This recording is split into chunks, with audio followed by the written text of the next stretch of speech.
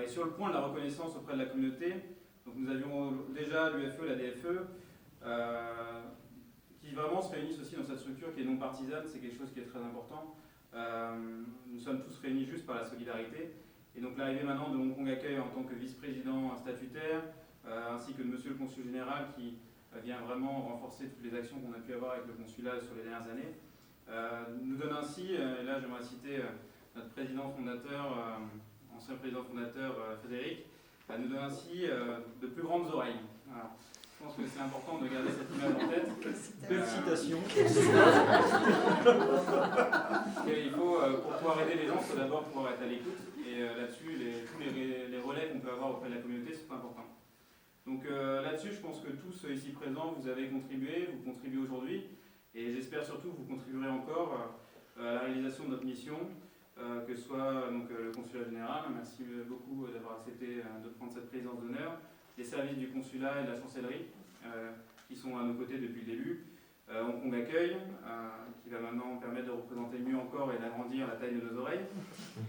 Les membres du comité du FAS aussi ici présents. Merci à tous finalement d'avoir vécu déjà sur ces dernières années et d'avoir pu venir en aide à différentes personnes.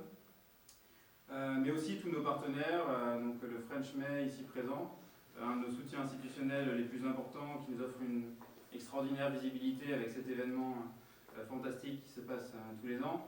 Nous avions notre premier donateur entreprise, mais qui n'est pas là malheureusement aujourd'hui, mais avec RCI et Jean-Luc Lim, que nous pouvons noter parce que c'est quelque chose qui est important pour nous et pour notre avenir. De la même manière, Hong Kong Théâtre Association, Émilie n'a pas pu venir aujourd'hui, mais a aussi organisé des spectacles au profit du FAS. Et ça encore, ça permet de nous donner, devant une audience, de faire connaître le FAS. Le lycée français international, d'ailleurs, avec M. Christian Soulard ici présent, nous avait accueillis pour ces représentations. Donc merci encore, on espère pouvoir revenir dans la belle salle du LFI. Et enfin, nous avions aussi invité, mais pas présent ici, le FEF, le Fonds d'entraide des Français, avec qui parfois nous sommes amenés à intervenir main dans la main. Donc, enfin, merci au monde de la presse qui peuvent aider à faire passer le mot du Fonds associatif de solidarité, parce que finalement, ce qui est important, c'est que si on demande à quelqu'un quelles sont les associations d'entraide des Français à Hong Kong, c'est important que les gens sachent que le FAS existe, parce qu'on peut tous avoir, à un moment ou à un autre, un cas dans notre entourage.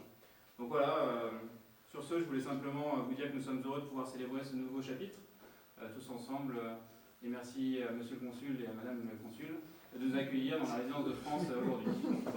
Parce que tu parlais des grandes oreilles du FAS.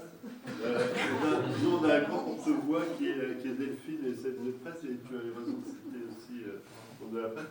Et là, on va voir un bel article sur donc, le FAS dans la Gazette